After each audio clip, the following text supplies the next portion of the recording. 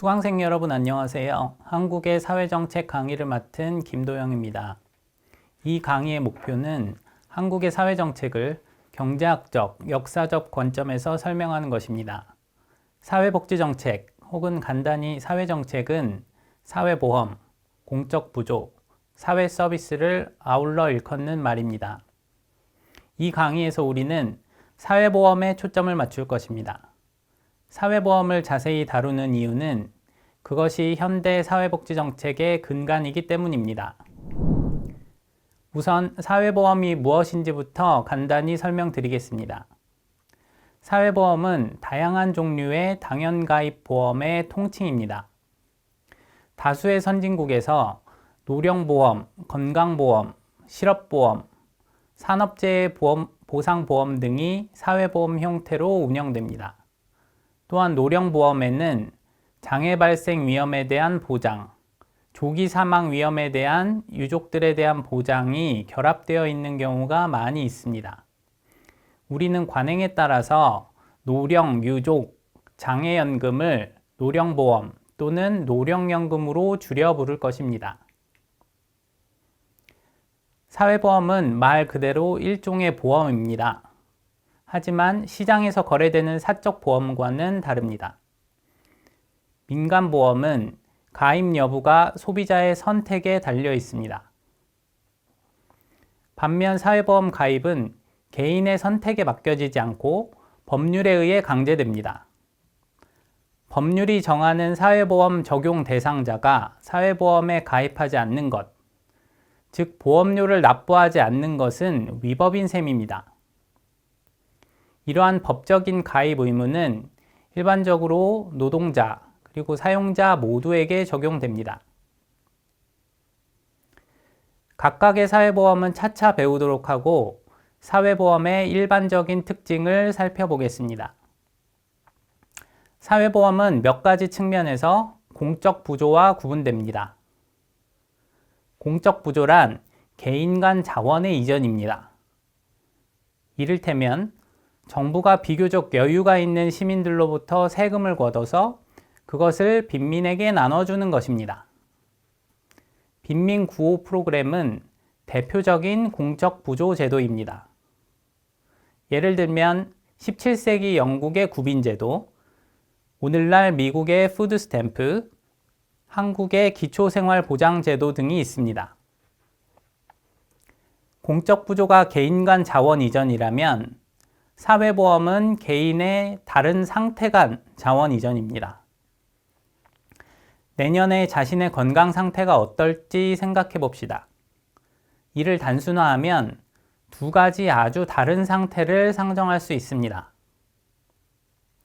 하나는 좋은 상태, 다른 하나는 나쁜 상태라고 합시다. 내년에 나쁜 상태가 실현될 경우에 재무적 충격이 따라올 수 있습니다. 질병으로 인해서 감당하기 어려운 의료비가 발생하거나 소득 활동이 중단되는 문제를 생각할 수 있습니다. 반대로 좋은 상태가 실현된다면 건강하게 직장에 다니면서 소득 활동을 할 수도 있습니다. 하지만 우리는 내년에 우리가 어떤 상태에 처할지를 사전에 알지 못합니다. 미래에 관한 불확실성이 존재하는 것입니다. 이처럼 불확실성이 존재할 때 사회보험은 여느 보험과 마찬가지로 상태 간 자원 이전을 도와줍니다. 예를 들면 건강보험 가입자에게 좋은 상태가 실현될 때 소액이지만 보험료만 지불한 셈이 됩니다. 그러나 만약 큰 의료비가 발생하는 나쁜 상태가 실현돼서 손실이 발생하면 보험료만 내는 것이 아니고 손실을 보상하는 보험금을 수령할 수 있습니다. 이렇게 보험에 가입한 경우 좋은 상태와 나쁜 상태 간 소득 수준의 차이가 보험에 가입하지 않았을 때에 비해 더 작아지게 됩니다. 이를 부분보험이라고 부릅니다. 보험이 완전 보험이면 어떤 상태가 실현되든지 간에 소득 수준의 차이가 없게 됩니다.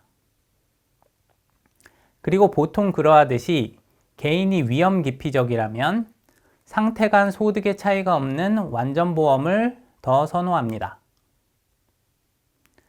사회보험과 공적 부조 간 중요한 차이는 사회보험의 경우 임금노동, 즉 고용과 근로소득을 전제한다는 사실입니다. 보험급여는 질병, 실업, 은퇴와 같은 보험 사건이 실현됐을 때, 다시 말해 나쁜 상태에 처하게 될 때 소득을 일정하게 유지하는 역할을 합니다. 결국 사회보험은 불확실성에 직면한 노동자가 어떤 상태가 실현되더라도 소비주 수준을 유지할 수 있도록 돕는 역할을 합니다. 예컨대 노령보험이라면 은퇴 여부에 관계없이, 건강보험이라면 건강 여부에 관계없이, 실업보험이라면 고용 여부에 관계없이, 산재보험이라면 산업재해 여부에 관계없이 소비 수준을 어느 정도 유지시킨다는 것입니다. 이를 소비 평탄화라고 부릅니다. 이렇게 지급되는 보험금은 어디서 나올까요? 사회보험은 보험인 만큼 개인이 납부한 보험료를 통해서 재원을 조달합니다. 달리 말하면 보험료를 납부한 개인에 대해서만 보험이 적용됩니다. 사회보험료를 납부하지 않은 미가입자는 보험 혜택을 받을 수 없습니다. 보험의 역할은 개인에게 실현될 상태와 무관하게 소득을 유지시켜주는 것인데, 당연히 소득 수준이 높은 사람의 소비 수준을 유지하는 데 더 많은 비용이 듭니다. 따라서 보험료는 소득에 비례하여 부과합니다. 어떤 상태가 실현되든지 간에 개인 저마다의 소득 수준을 유지시켜주는 것, 이것이 사회보험의 목표라면 공적 부조의 목표는 누구에게나 최소한의 소득 수준을 보장하는 것입니다. 그래서 공적 부조의 혜택을 받으려면 빈곤에 처했음을 입증해야 합니다. 개인의 빈곤 여부를 판단하는 절차를 생활능력심사라고 부릅니다. 예를 들어 생활능력심사의 기준이 되는 최저소득이 월 80만 원이라고 합시다. 그러면 월 소득이 80만 원 미만인 모든 사람이 공적 부조의 대상이 되어 급여를 받을 수 있습니다. 공적 부조는 일반적으로 일반 세수를 통해 재원을 조달하지만 납세 여부에 따라 공적 부조 수급 자격이 결정되지는 않습니다.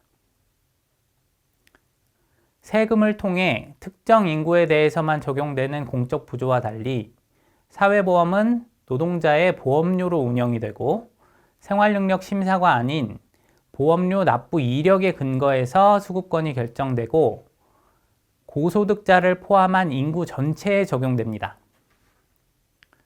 요컨대 공적 부조는 빈곤 완화, 사회보험은 상태 간 소비 평탄화를 목표로 하는 상이한 제도입니다.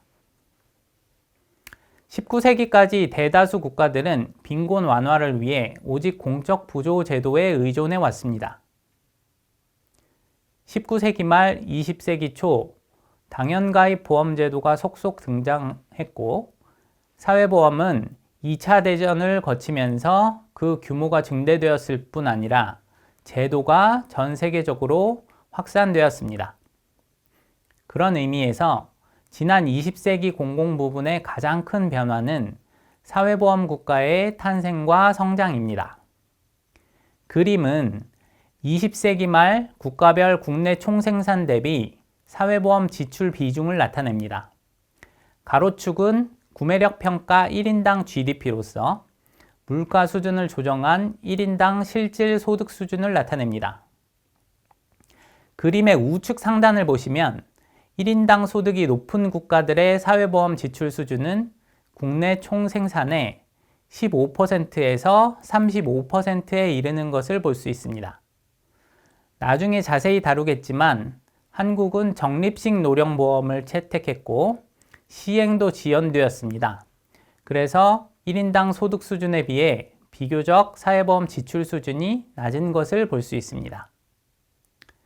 그림은 20세기 말 국가별 정부 지출 대비 사회보험 지출 비중을 나타냅니다. 가로축은 이전 그림에서와 동일하게 구매력 평가 1인당 GDP입니다. 1인당 소득이 높은 국가일수록 사회보험 지출이 정부 지출의 40에서 60%에 이를 정도로 사회보험의 공공정책적 중요성이 크다는 것을 알 수 있습니다. 표는 20세기 말 18개 OECD 회원국들의 사회보험 구성을 보여줍니다. 지출 비중이 가장 큰 사회보험은 노령보험으로 노령보험 지출이 GDP에서 차지하는 비중은 평균적으로 11.3%에 이릅니다. 그 다음으로 지출이 큰 사회보험은 건강보험으로 GDP의 6%입니다. 노령보험과 건강보험 지출액은 정부 지출 대비 36.4%에 이릅니다. 20세기 복지국가를 사회보험 국가라고 표현해도 무리가 없습니다. 이번 시간은 20세기 공공정책에서 사회보험이 갖는 중요성에 대해서 살펴보았습니다. 다음 강의에서는 사회보험 탄생 전야에 노동자들이 직면했던 재무적 위험에 대하여 더 자세히 살펴보겠습니다.